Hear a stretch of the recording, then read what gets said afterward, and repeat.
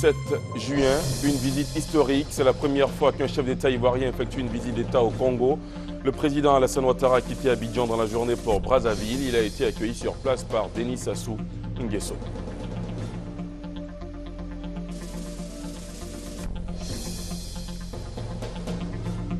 Elle reprend ses droits dans la cité. L'opération de déguerpissement des installations anarchiques sur le domaine public est de retour.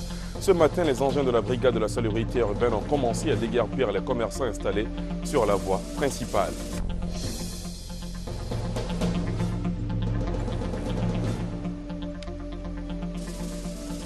Et puis en avant vers le mondial 2014 au Brésil pour les éléphants de Côte d'Ivoire, les poulains de Sabri Lamouchi sont arrivés en Gambie. Ils jouent demain contre les Scorpions de Gambie dans le cadre des éliminatoires de la zone Afrique pour la Coupe du Monde 2014.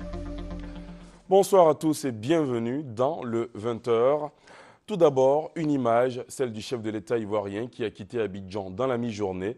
Le président Ouattara est arrivé cet après-midi à Brazzaville pour une visite historique. La première d'un président ivoirien au Congo. À sa descente d'avion, il a été accueilli par son homologue congolais, Denis Sassou Nguesso, comme vous le voyez sur ces images, accompagné bien sûr d'autres personnalités du pays. Aussitôt, le ballet circonstanciel, honneur militaire et exécution des hymnes nationaux, l'abidjanaise et la congolaise. Alassane Ouattara et Denis Sassou Nguesso évoqueront notamment au cours de cette visite les questions liées à la paix, à la sécurité, au développement économique et social, à l'intégration africaine et à la coopération internationale. Avant de s'envoler pour Brazzaville, le chef de l'État a adressé un télégramme officiel à Sa Majesté Elisabeth II, reine du Royaume-Uni de Grande-Bretagne et d'Irlande du Nord. Majesté, la célébration de votre anniversaire officiel me donne l'agréable occasion de vous adresser au nom du peuple et du gouvernement ivoirien ainsi qu'en mon nom personnel mes très vives et chaleureuses félicitations.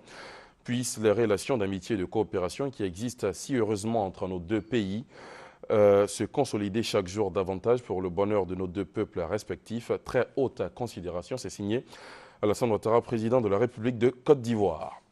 Retour à l'actualité politique avec le Conseil des ministres qui s'est tenu hier au palais présidentiel. En toile de fond, les questions liées au foncier rural et à la nationalité ivoirienne. À Ouattoré.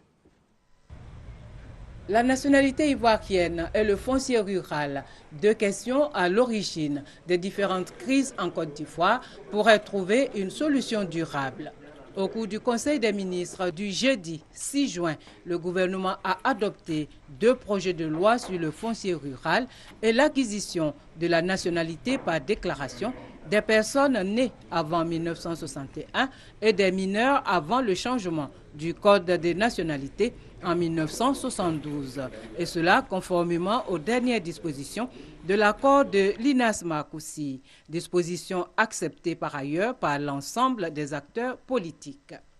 La question du foncier rural et la question de la nationalité sont au centre des crises, parce qu'il n'y en a pas une seule, il n'y en a pas qu'une seule, des crises que notre pays a vécues depuis 12-15 ans à peu près.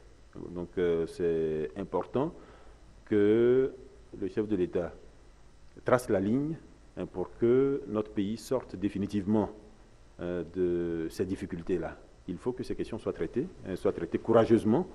Évidemment, elles seront traitées en prenant en compte les voix des Ivoiriens, puisque ce sont des lois qui vont à l'Assemblée nationale, qui vont faire l'objet de débats. Il s'agit de faire en sorte que les décisions prises mettent définitivement fin à la belligérance entre Ivoiriens sur ces questions en particulier. Le Conseil des ministres a aussi pris une mesure importante pour la revalorisation indiciaire dans le secteur de la santé. Le gouvernement octroie ainsi 400 points d'indice supplémentaires aux cadres supérieurs et 150 au personnel technique de la santé. Le chef du gouvernement ivoirien, lui aussi, est en déplacement. Daniel Kablan-Duncan est arrivé ce vendredi à Londres, au Royaume-Uni. Le Premier ministre y représente le président Ouattara à la 39e réunion du sommet du G8 sur la question de la sécurité alimentaire. Sur place, notre envoyé spécial, Alexis Ouedraogo. 16h ce vendredi, l'aéroport Luton de Londres accueille le chef du gouvernement ivoirien. Accompagné de plusieurs membres du gouvernement et collaborateurs, Daniel Kablan-Duncan vient représenter le président Alassane Ouattara à la 39e réunion du groupe des 8 portant sur la sécurité alimentaire. Et vous savez que la Côte d'Ivoire a été admise au sein donc, du G8 pour les aspects donc, nutrition depuis le mois de mai 2012. Nous participons donc à cette rencontre importante et probablement nous allons donner notre demande d'adhésion à ce qu'ils appellent le SON. C'est une organisation particulière, nous aurons l'occasion d'en parler. Et je dois dire aussi que ce sera l'occasion de rencontrer nos hôtes britanniques pour faire en sorte de renforcer la coopération entre la Grande-Bretagne et la Côte d'Ivoire. Ce vendredi soir déjà, Daniel Kablan-Duncan est l'invité spécial à dîner de Children's Investment Fund Foundation, l'équivalent de l'Académie des sciences en France. Demain samedi, lui et sa délégation sont attendus en Irlande du Nord, où s'ouvriront les travaux en présence de plusieurs chefs d'État africains et européens, et surtout de gros investisseurs que la délégation ivoirienne entend bien séduire. Le groupe Unilever veut accroître ses investissements en Côte d'Ivoire. Il entend le faire par la construction d'usines et la formation du potentiel humain. Une ambition présentée au chef du gouvernement ivoirien hier, Antoine de Saint-Afrique. On a donné l'assurance à Daniel Kablan-Duncan, Gabriel Zani. Déjà présent dans la vie des Ivoiriens avec ses marques, aujourd'hui le groupe Unilever veut aller plus loin. Il prévoit construire des usines dans les prochaines années et doubler ainsi son chiffre d'affaires. Ce jeudi, le président mondial du groupe Unilever, Antoine de Saint-Afrique, présent à Abidjan, a échangé avec le Premier ministre Daniel Kablan-Duncan sur les ambitions de l'entreprise. Nos ambitions, c'est de faire croître très rapidement nos activités en Côte d'Ivoire. Investir dans des usines, c'est aussi investir dans des gens, dans du management, pour la Côte d'Ivoire et pour la sous-région. Ambition partagée et encouragée par le Premier ministre. Visitée récemment par le ministre de l'Industrie, Jean-Claude Brou, la directrice de Unilever Côte d'Ivoire avait évoqué des difficultés auxquelles était confrontée l'entreprise, notamment la contrefaçon qui constitue un frein majeur au développement de ses activités. Mais aujourd'hui, cette visite de Antoine de Saint-Afrique est à mettre au compte de la confiance qu'inspirent les autorités ivoiriennes et de tous les efforts consentis pour l'amélioration du climat des affaires en Côte d'Ivoire. On va vers une protection plus accrue de la biodiversité en Côte d'Ivoire. C'est même une certitude. Le projet de loi portant création et gestion des parcs nationaux et réserves naturelles a été adopté en plénière ce vendredi par le Parlement. Victorine Yoroyobwe. Le projet de loi adopté par les parlementaires ce vendredi vient modifier la loi de 2002 relative à la création, à la gestion et au financement des parcs nationaux et réserves naturelles en Côte d'Ivoire. Il s'agit en fait d'accorder 5 années supplémentaires au gouvernement pour délimiter ces aires protégées ou pour modifier les limites existantes. Le gouvernement n'ayant pas pu exécuter ce projet de 2002 à 2007 à cause de la crise. Mais la préoccupation des députés demeure la réhabilitation des parcs et réserves fortement agressés par les populations avec le braconnage et les plantations. Les parlementaires se félicitent de l'arrestation d'Amadé Ourémi qui occupait illégalement le mont Péco, mais ils attendent d'autres actions du gouvernement telles que la lutte contre le braconnage, la protection de la diversité biologique aquatique et des forêts-galeries et la réhabilitation du jardin botanique de Bingerville. Sans ces actions de préservation de la flore, de la faune et du sous-sol, la Côte d'Ivoire n'aura rien à léguer aux générations futures. L'État ivoirien vient de signer 4 contrats de partage de production de pétrole avec plusieurs opérateurs du secteur. La cérémonie s'est déroulée en présence du ministre chargé de l'économie et des finances Nialé Kaba et celui des mines, du pétrole et de l'énergie Adama Tongara. L'éclairage d'Honorine Anigori. Il s'agit d'un nouveau contrat concédé au groupe d'opérateurs en Atlantique Petrosi et de 3 avenants signés avec des sociétés opérant dans le secteur des hydrocarbures en Côte d'Ivoire. Au sujet de la production située au large des côtes de Grand Laou, le consortium qui vient de se voir attribuer son exploration entreprendra pour les 3 années à venir des travaux sismiques et un forage d'exploration pour un investissement de près de 60 milliards de francs CFA. Pour le ministre des Mines, du Pétrole et de l'Énergie, la signature de ces contrats est la matérialisation de la volonté du chef de gouvernement de voir la recherche pétrolière s'intensifier en Côte d'Ivoire. Quant au ministre Nialé Kaba, elle a indiqué que le gouvernement fonde beaucoup d'espoir sur le secteur pétrolier ivoirien, parce que convaincu que le bassin ivoirien regorge d'une quantité importante de pétrole qui lui permettra d'accroître sa production actuelle de pétrole et de se hisser les années à venir au rang des pays producteurs de pétrole. Une journée pour informer le grand public des dangers qui menacent l'océan et de l'impact de l'action humaine. C'est la journée mondiale de l'océan, célébrée à travers le monde demain, 8 juin. Le thème « Ensemble, nous avons le pouvoir de protéger l'océan ». Les autorités ivoiriennes en profitent pour sensibiliser sur la protection des océans, véritable source de vie. Le message du gouvernement sur la question est formel. Il a été recueilli par Brouléon. 209 000 km², soit 65% du territoire national. C'est l'étendue de la zone maritime sur laquelle la Côte d'Ivoire doit exercer ses droits de souveraineté. Des droits mis à mal du fait des agressions sur l'écosystème marin au travers de la pollution de l'océan et de l'érosion côtière, deux phénomènes imputables à l'homme. Pour l'érosion par exemple, les récents effets constatés à Grand Bassam représentent une avancée de la mer de 15 à 20 mètres. Face au danger, ensemble nous avons le pouvoir de protéger l'océan. Thème de la journée mondiale de l'océan est saisi par le gouvernement pour appeler à une solidarité d'action.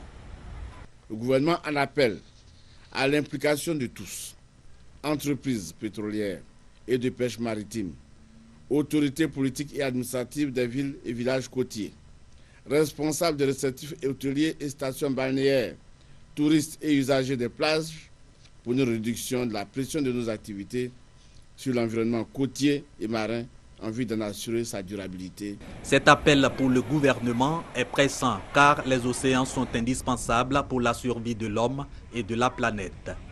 Ces océans absorbent environ 30% du gaz carbonique produit par les humains, atténuant ainsi les effets des changements climatiques. Par ailleurs, les océans constituent un pourvoyeur d'emplois, car le tourisme et les pêcheries maritimes emploient directement ou indirectement plus de 300 millions de personnes. Éviter l'occupation anarchique des espaces naturels et le non-respect de la réglementation qui conduisent à une forte pression démographique sur les côtes. C'est à cela que l'État va inviter les populations de Côte d'Ivoire ce samedi 8 juin à la célébration officielle de la Journée mondiale de l'océan à Grand Bassam. Elle reprend ses droits dans la cité. L'opération de déguerpissement des installations anarchiques sur les domaines publics est de retour.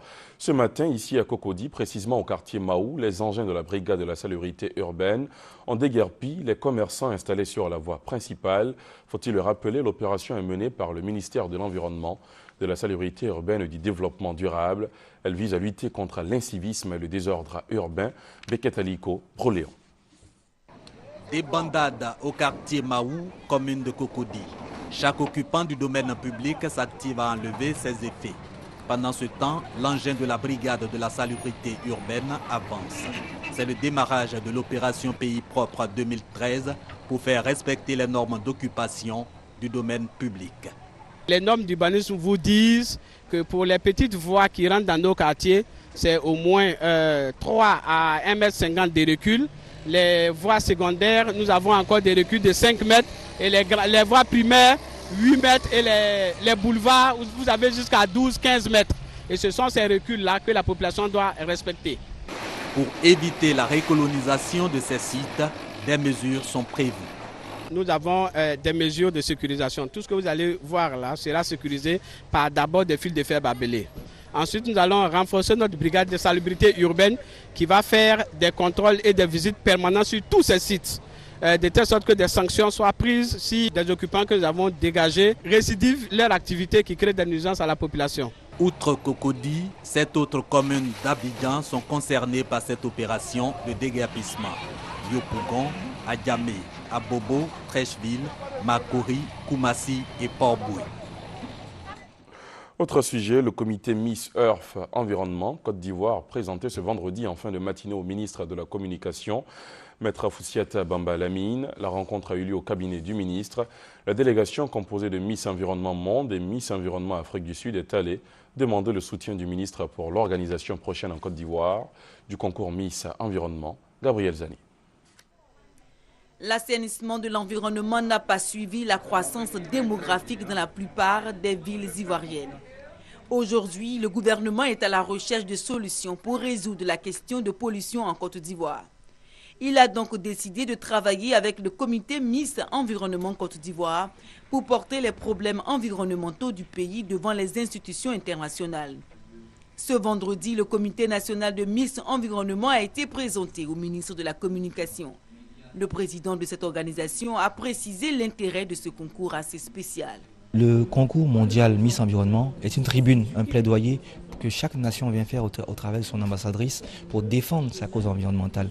Parce que le développement durable, c'est aussi une affaire de communication, le ministre Foussiata Bamba Lamine a apporté son soutien au comité. L'apport du ministère de la Communication est important dans la vulgarisation et nous entendons donc appuyer le comité, le jeune comité qui vient d'être mis en place. Mener une campagne de sensibilisation des populations pour la protection et la sauvegarde de l'environnement sera entre autres les missions assignées à la Miss Environnement Côte d'Ivoire. 50 chercheurs africains, européens et américains réunis à Yamoussoukro pour réfléchir sur l'agriculture, l'alimentation et la nutrition, des études pour freiner la famine en Afrique. Il s'agit de la première conférence internationale de la recherche africaine sur l'agriculture, l'alimentation et la nutrition, dénommée Agrare 2013. Elle s'est tenue à l'Institut national polytechnique Félix Houphouët-Boigny de Yamoussoukro. Ouattara Amadou, Charles Tatou. L'agriculture face aux défis de l'alimentation et de la nutrition en Afrique. Quel apport de la recherche en zone cotonnière? Tel est le thème central de la première conférence africaine de la recherche sur l'agriculture, l'alimentation et la nutrition à Yamoussoukro. Un comité scientifique de 9 membres originaires de la France, de la Côte d'Ivoire, du Sénégal, du Canada et plus de 400 personnes composées de chercheurs, d'enseignants, d'étudiants, de professionnels du système agricole et nutritionnel prennent part à cette conférence internationale. Ces chercheurs se sont donnés 3 jours pour trouver des solutions en vue de faire face aux crises alimentaires. J'ai bon espoir qu'elle sera suivie d'autres à une périodicité régulière, tous les 2 ou 3 ans, afin que les chercheurs qui travaillent sur le sujet, qu'ils soient africains ou européens, puissent se faire entendre. Pour Nguessan Kofi, directeur général de l'INPHB, représentant le ministre de l'Enseignement supérieur et de la recherche scientifique, cette conférence permettra de renforcer les liens entre les différentes structures de recherche, le CIRAD, le CORAF et l'INPHB, mais également le partage d'expériences des chercheurs dans leurs domaines respectifs. Les recherches actuelles vont nous permettre de débattre de questions de méthodologie sur l'association entre culture pérenne et culture vivrière et proposer aux gouvernants des pistes à prendre pour être autosuffisants sur le plan agricole et nourrir mieux nos populations. L'économie des pays africains reposant fortement sur l'agriculture, l'élevage et la pêche, il va sans dire que l'organisation d'une telle conférence va permettre absolument d'acquérir un rôle important dans la formulation de politiques agricoles plus adaptées aux réalités. La nutrition et la santé de l'enfant, tel était le thème des 11e journées de pédiatrie tenues hier. Les pédiatres en ont profité pour faire le point de la prise en charge des maladies les plus fréquentes chez l'enfant dans le pays. Ils ont aussi proposé des solutions aux structures techniques du ministère de la Santé. Honorine Agnigori. La malnutrition est associée à 50% des décès chez les enfants de moins de 5 ans dans les pays en développement selon la Société ivoirienne de la pédiatrie. Ce renforcement des capacités des médecins chargés de soigner ces enfants vise à parfaire leurs connaissances en vue d'améliorer la prise en charge des soins des enfants et la prévention des maladies chez l'enfant. La médecine évolue, la pédiatrie aussi évolue. Nous devons soigner nos malades selon les dernières données de la science dans le monde. Nutrition et santé de l'enfant est l'un des sous-thèmes principaux de ces journées ivoiriennes de pédiatrie. Pour les pédiatres, le lait maternel est le meilleur aliment pour nourrir les bébés de 0 à 6 mois. Les mamans en sont conscientes, mais elles n'arrivent pas toutes à l'appliquer. Je les nourris au sein et puis un peu de biberon aussi. Comme je dois reprendre le travail, j'ai commencé le biberon. Pendant 6 mois, je vais donner le lait maternel à mon bébé. Pour la présidente de la Société ivoirienne de pédiatrie, l'état des lieux révèle que la Côte d'Ivoire est en retard sur les objectifs du millénaire pour le développement relatifs à ses articles 4, 5, 6 et 7, dont l'évaluation est prévue pour 2015. C'est en cela que ces journées revêtent une importance capitale. Et puis on vient d'éviter une crise alimentaire dans le centre du pays. 2 tonnes de viande intoxiquée viennent d'être mises hors de vente par le service vétérinaire de la Direction régionale des ressources animales et halieutiques de la région du Béquet. Ces viandes intoxiquées sont celles de bœuf qui provenaient plus haut dans le nord du pays. Le reportage de Charles Tatou. Diazinon 60%, produit phytosanitaire utilisé pour le traitement de certaines cultures pérennes, est jugé toxique et dangereux pour l'homme. Après un échec alarmant du fait de sa nuisance, ce produit nocif est donc retiré du marché européen depuis décembre 2008. Malheureusement, il est toujours utilisé en Afrique, principalement en Côte d'Ivoire. Pour preuve, 10 bœufs infectés, tués et dépecés étaient prêts à être acheminés sur les différents marchés de Bouaké. D'une quantité de 2 tonnes, ces viandes intoxiquées viennent d'être saisies à l'abattoir. Cette vigilance des agents vétérinaires de la Direction régionale des ressources animales et halieutiques a permis d'éviter une intoxication massive des populations. Nous avons fait des prélèvements et il s'est trouvé que les animaux en question étaient pulvérisés par un produit, c'est-à-dire de diazinon, qui est un produit toxique. Voilà. Et très toxique, donc on ne peut pas consommer la viande issue de ces animaux qui ont été traités et qui sont tués. La consommation de cette viande exposée au diazinon 60% allait avoir des conséquences tragiques sur la santé des populations. Ceux qui consomment cette viande peuvent être intoxiqués. L'intoxication peut provoquer des vomissements, des diarrhées et même conduire à la mort. Ces produits hautement toxiques sont souvent utilisés par les bouviers et bouchers sans la consultation préalable d'un vétérinaire.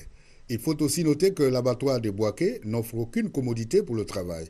Il dispose de plusieurs entrées et sorties qui échappent à la vigilance des agents de la Direction régionale des ressources animales et halieutiques. Abidjan, mouillé depuis quelques semaines, de quoi changer vos habitudes. Vous êtes nombreux à acheter cet outil presque indispensable en ces périodes de pluie. Les parapluies, ces objets de protection les plus prisés en ces périodes, s'arrachent sur les marchés et même au feu des carrefours de la capitale économique ivoirienne. La saison des pluies, une saison fructueuse pour les commerçants de parapluies. C'est avec Doigt des Lasers. À Djamé Nangui Abrogwa, nous sommes dans le plus grand marché d'Abidjan. Magasins et rues sont aux couleurs des parapluies. Certains commerçants comme Seydou ou Seini mettent en veilleuse leurs marchandises habituelles pour faire la place à ce produit qui, selon eux, est le plus sollicité en période de pluie. Quand tu vois de l'autre côté, ça va pas, tu changes où ça va. Grâce à le parapluie, on gagne 200, 300 pour se débrouiller. Sinon, moi, je me suis vendu des tissus. Et comme ça ne marche pas, on est rentré dans ce domaine parce que c'est le temps de la pluie. C'est qu'on prend à 1800 à 2000. On a 200 dessus. Quand il pleut trop fort, là, on gagne 10 000 par jour, il passe 5 000. Dans les carrefours au feu tricolore, les commerçants ambulants se disputent la vente des parapluies. Michael Kwame, vendeur ambulant de parapluies, souhaite que la pluie tombe chaque jour au profit de son petit commerce. À cause de pluie, je suis venu vers les 10 heures. Voilà, la pluie fait mon bonheur. Le soleil aussi fait mon bonheur. Ça me plaît que la pluie vienne et vende parce que j'ai un enfant à la maison. J'ai 2 enfants. Si elle n'est pas vend au feu là, je ne vais pas gagner l'argent. Le début de la saison des pluies fait déjà ses effets à Abidjan. Les embouteillages de véhicules, des inondations de routes sont parfois les conséquences récurrentes. Les travailleurs, premières victimes de la saison des pluies à Abidjan, se disent inquiets.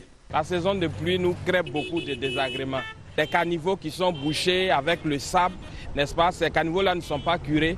Donc il y a énormément d'eau sur les voies. Nous sommes de l'autre côté du pont aussi. pour l'échangeur qui est en construction, il y a un rétrécissement de la voie. Donc, ça crée beaucoup de désagréments avec les embouteillages. On est obligé d'attendre 6 heures, n'est-ce pas, le lever du jour pour sortir, et souvent sous la pluie.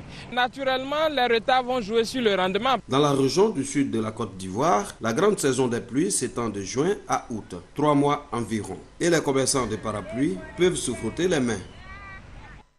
À vos parapluies donc. À l'étranger, c'est la dernière région qui pose problème au Mali.